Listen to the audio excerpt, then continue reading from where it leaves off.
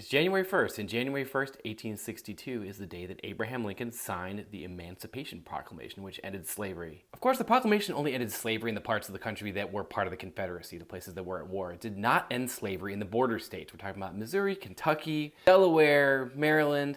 Those were parts of the country that Abraham Lincoln did not want to lose to the Confederacy. This meant that America still needed anti-slavery heroes, abolitionists, during the Civil War. Border states were a hotbed of the Underground Railroad, and one of my favorite stories from the Underground Railroad is the story of one man named John P. Parker. In the years after the Civil War, John P. Parker would be one of the first African Americans to patent an invention. He also raised 6 kids, all who became educated, and many of which became teachers. In the years before and during the Civil War, John P. Parker was one of the most active members of the Underground Railroad. And how did he do it? He had a rowboat. He brought hundreds of people across the Ohio River, and every single time that he crossed into Kentucky, he risked his life. He had a $1,000 bounty on his head. People wanted to throw him back into slavery. They wanted to catch him for violating the Fugitive Slave Act, but he risked his life over and over, bringing people across the Ohio River and into freedom. He also actively recruited African American troops during the Civil War. So this was a very, very active member of the anti-slavery community before, during, and a civil rights leader after the Civil War. So John P. Parker, kind of the GOAT.